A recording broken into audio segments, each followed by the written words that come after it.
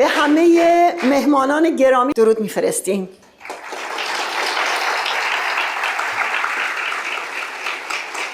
همچنین به شما خواهران و برادران عزیزم، به خصوص به بیش از 900 زندانی سیاسی شکنجه شده در دیکتاتوری‌های شاه و خمینی که بسیاری در اینجا حضور دارید، درود میفرستم.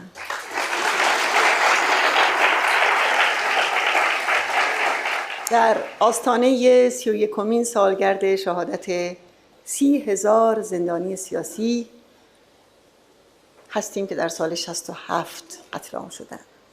بر اساس حکم خمینی به جرم سر موضع بودن و وفای به عهد بر سر نام مجاهد و آرمان آزادی مردم ایران همگی قتل عام شدند. به اون جانهای جوان، آن عاشقان آزادی و زیبایی، آینه‌های پاک آرزوهای مردم ایران، بله، به همه اونها هزاران درود.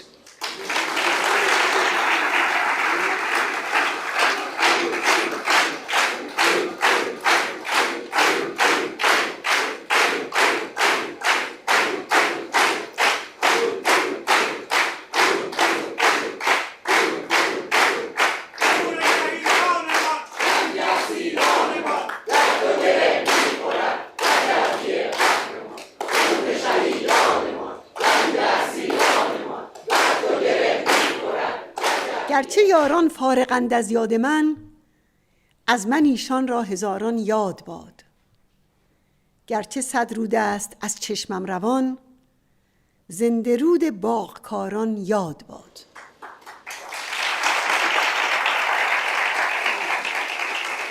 قتل عام شدگان وجدان شورشی و شورشگر تاریخ ایرانند. گوهر صدق و فدا و وفا که جامعه ما در قلب خود محفوظ داشته و حیات حقیقیش از آن می جوشد. در گیرودار کشتارها در یکی از بندهای زندان اهواز 2 آخوند جلاد به نامهای جزایری و عبداللهی فریاد می زدند باید موضع بگیرید، یک طرف خمینی است و یک طرف مسعود رجوی، شما در کدام طرف نیستید؟ از انتهای بند دختری چنین خروشید: زنده باد مسعود، مرگ بر خمینی.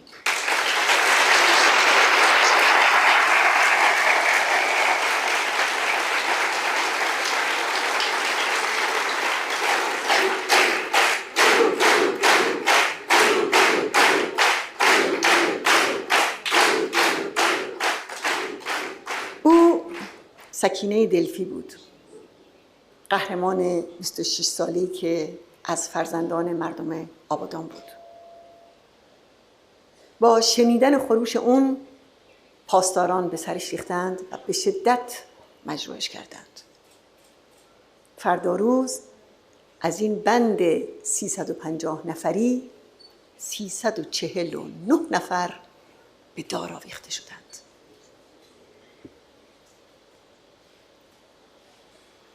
گوهر صدق و فدا این چنین خلق شد و پرداخته شد و سرمایه آرمانی جامعه ایران برای آزادی و آینده گردید.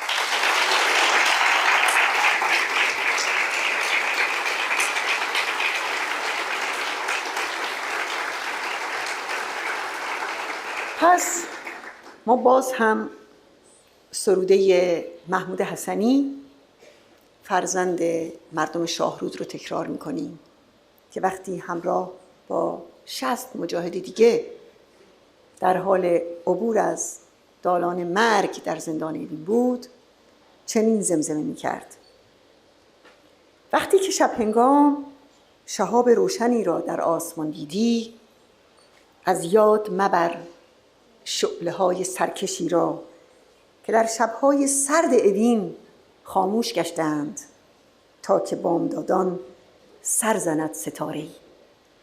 درود بر او.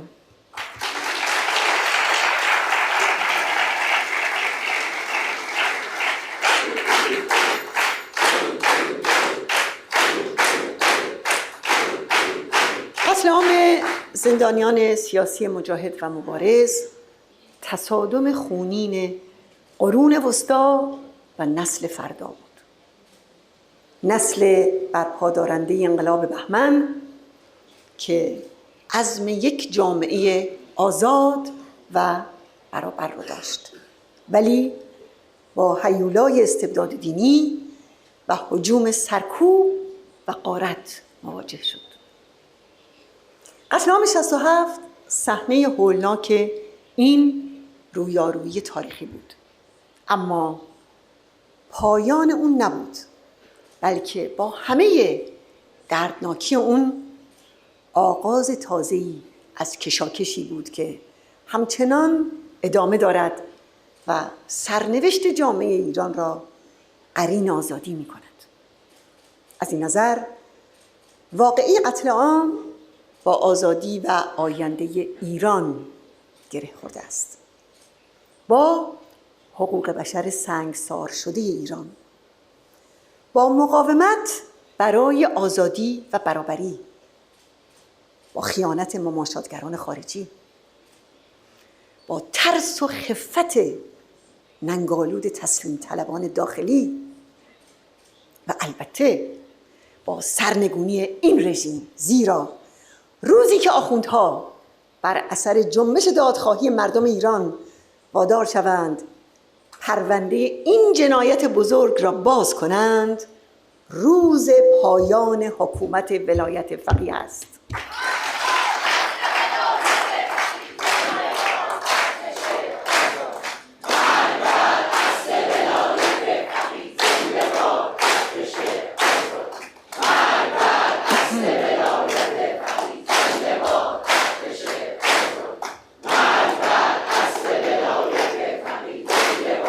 در بسیاری از گواهی شاهدان بارها شنیده‌ایم و خوانده‌ایم که قهرمانان زندانی در برابر شکنجهگران و جلادان ایستادگی می‌کردند و در همون حال به مسعود درود می‌فرستادند و جملات سخنرانی‌های اون رو که حفظ کرده بودند با همبندانشون زمزمه می‌کردند و در ملاقات‌ها با ایما و اشاره از اون خبر می‌گرفتند. اونها در تکرار این سرخ‌ترین نام زمانه ما پیامی داشته و دارند و پیامشان این است: ای نسل‌هایی که پس از ما می‌آیید، ای جوانانی که داستان تمام نشده ما را می‌شنوید، راه و آرمان مسعود را در پیش بگیرید، راه نبرد برای جامعه عاری از ستم و بهره‌کشی، عاری از اختناق و استبداد و عاری از جهل و فریب، و راه و آرمانی که با کلمه مقدس آزادی معنی می شود.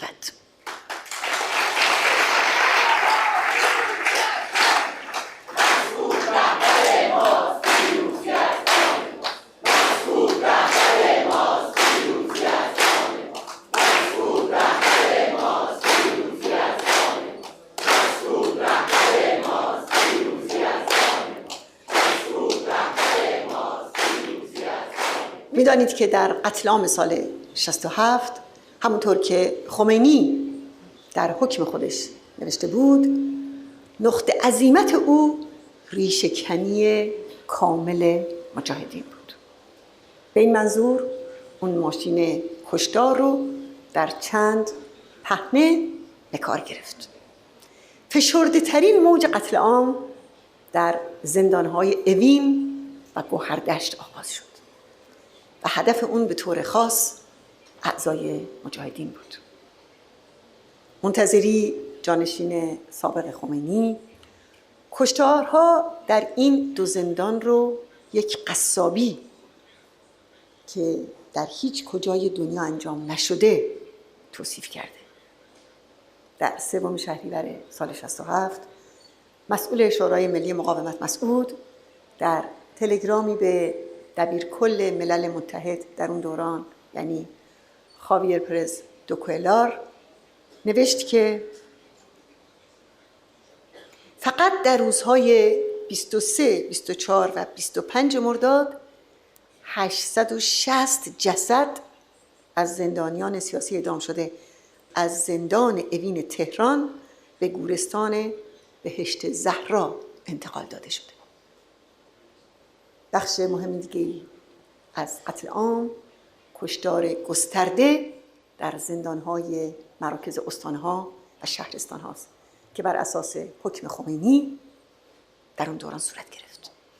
در اون حکم خمینی گفته بود قضات رژیم نباید هیچ فرصتی رو برای احاله پرونده ها به مراکز استان‌ها از دست بدن، بلکه باید مجاهدین رو در هر زندانی که هستند همونجا اعدام کنند.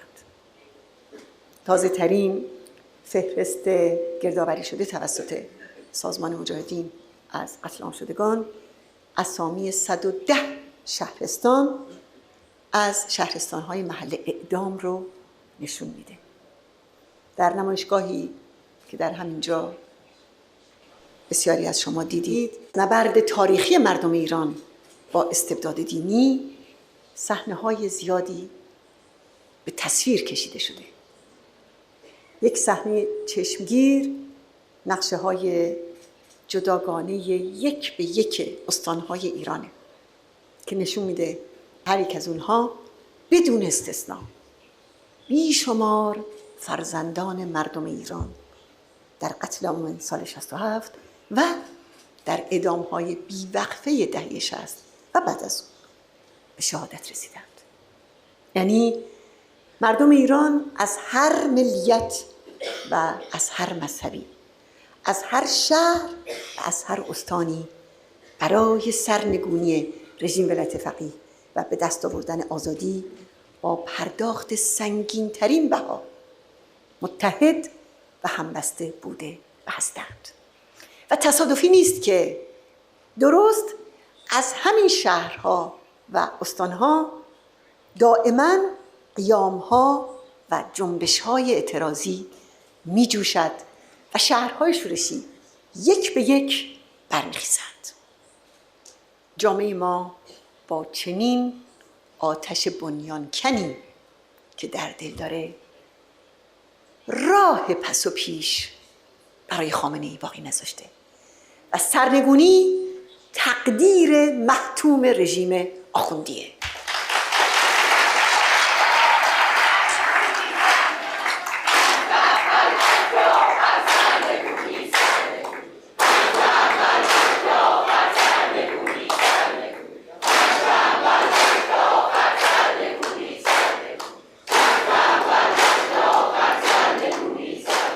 واقعی مهم دیگه که به موازات همون قتل عام‌ها در بیرون زندان‌ها به راه افتاد، دستگیری وسیع زندانیان آزاد شده قبلی یا هواداران مجاهدین و بعدش هم اعدام اونها تو زندان‌ها بود.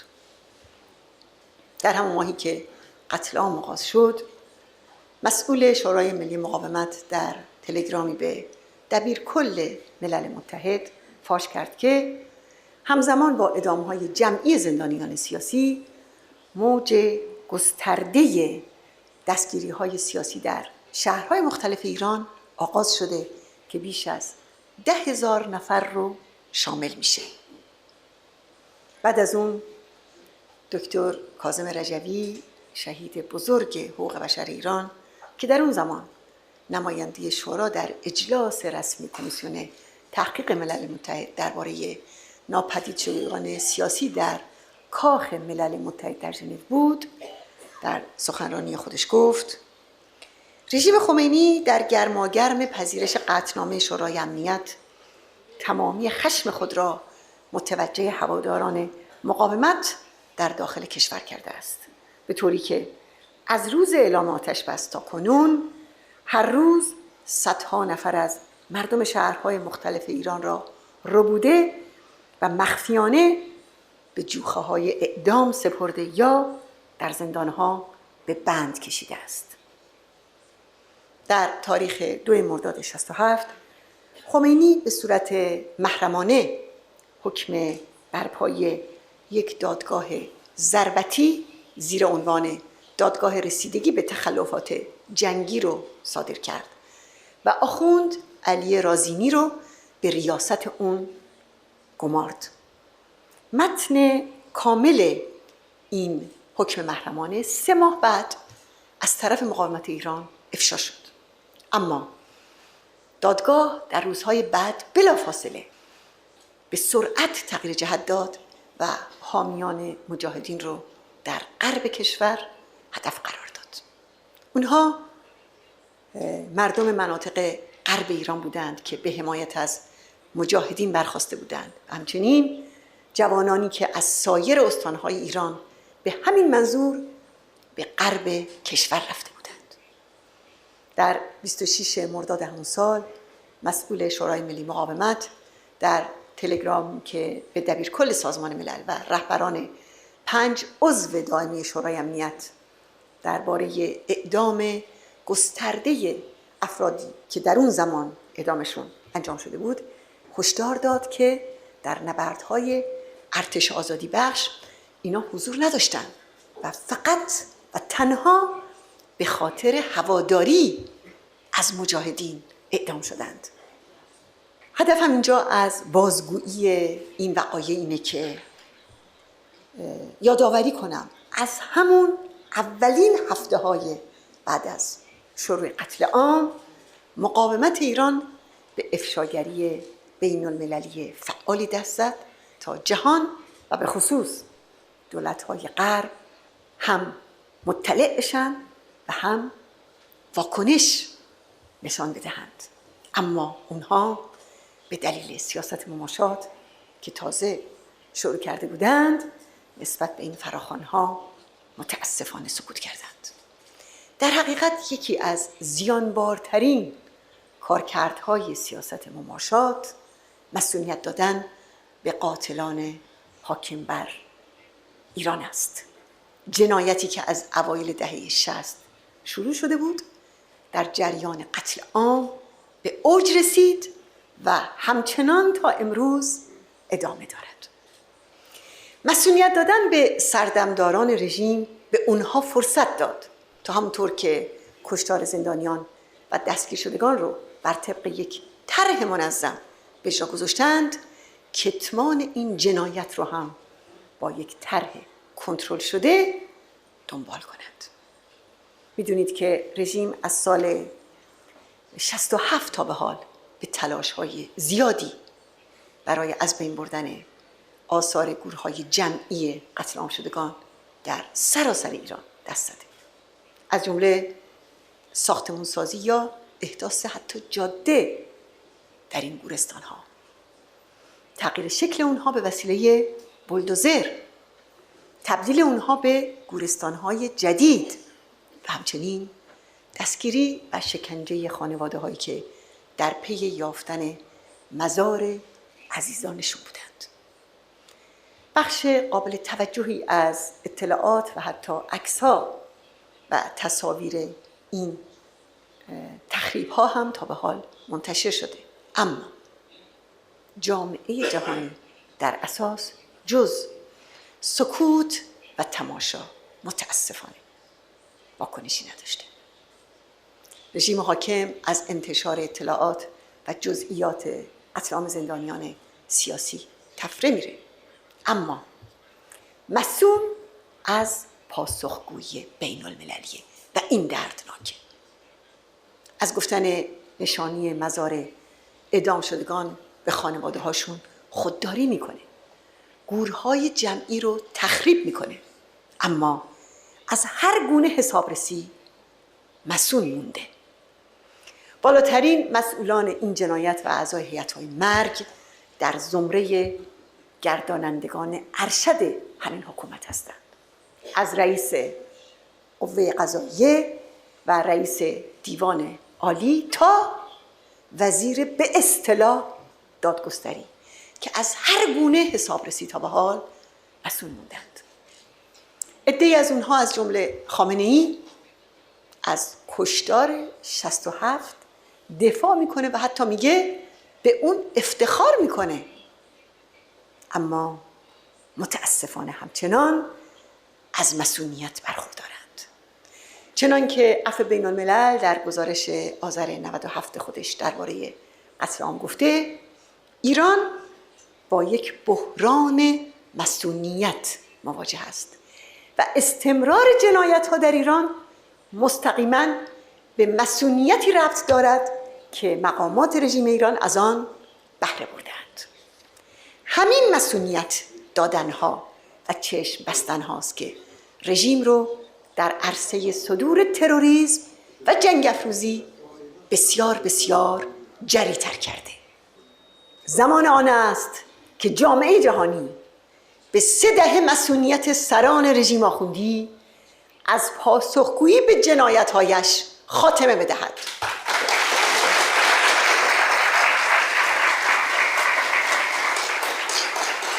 زمان آن است که پرونده نقض حقوق بشر به خصوص اعدام‌های دهه 60 و قتل عام سال 67 به شورای امنیت ملل متحد ارجاع شود.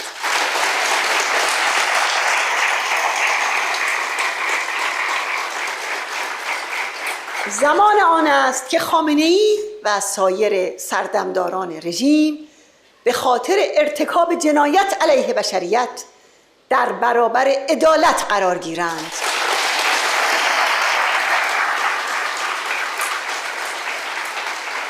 زمان آن است که سازمان ملل یک کمیسیون تحقیق بین المللی درباره قتل عام 67 تشکیل دهد.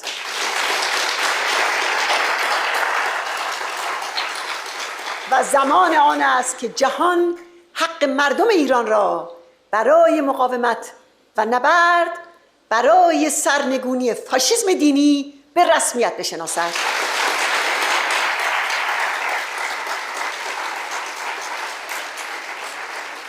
از جامعه جهانی، شورای امنیت و کشورهای عضو و شورای حقوق بشر و سایر نهادهای ذی‌ربط ملل متحد، اتحادیه اروپا و مدافعان حقوق بشر و جویندگان عدالت در سراسر جهان می‌خواهم که برای پایان دادن به مصونیت مسئولان این قتل عام اقدام کنند.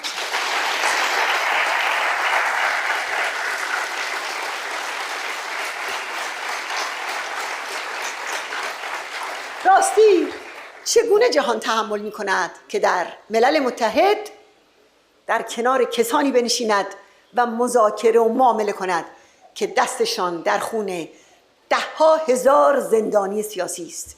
این توهین به حقوق بشر است. این میدان دادن به افراطیگری و بنیادگرایی است و این زیر پا گذاشتن عدالت و دموکراسی نه تنها در ایران بلکه در سراسر منطقه و در تمامی جهان است، زیرا قتل عام زندانیان سیاسی بزرگترین قتل عام سیاسی بعد از جنگ جهانی دوم است. عموم ایرانیان در داخل و خارج کشور را فرا می‌خوانم که به پیشبرد و گسترش جنبش دادخواهی قتل عام شدگان به هر میزان و به هر شکل که می‌توانند یاری برسانند. این جنبش مظلومان است. این جنبش سرکوب شدگان است. این جنبش داغداران است.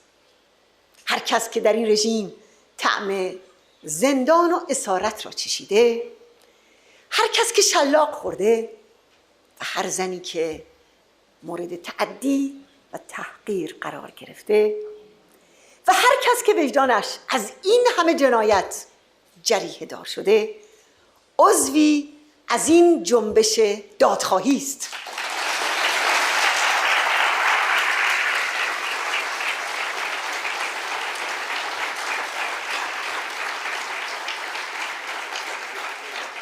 ما یک روز در برابر جنگ طلبی خمینی پرچم صلح را برافراشتیم و آنقدر ایستادیم تا به یمن نبردهای ارتش آزادی بخش جام زهر آتش بس را به حلقوم خمینی ریختیم.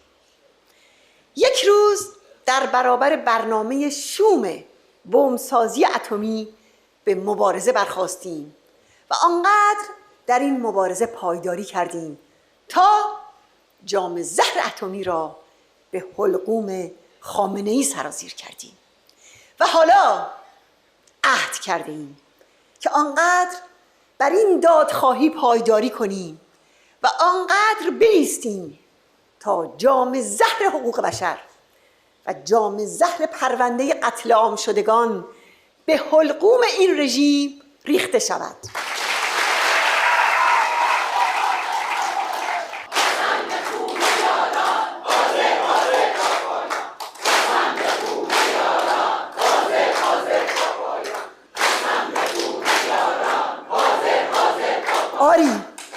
آری 1000 جام زهر در خدمت 1000 اشرف برای به زیر کشیدن آخوندها و برای آزادی.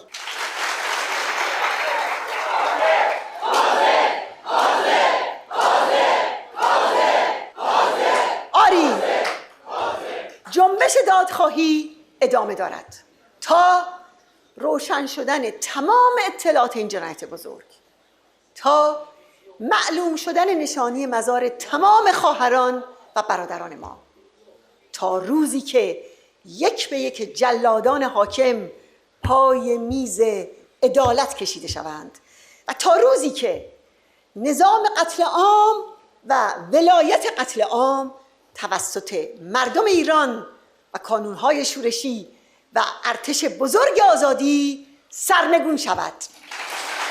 سلام بر شهیدان، سلام بر آزادی، درود بر همه شما.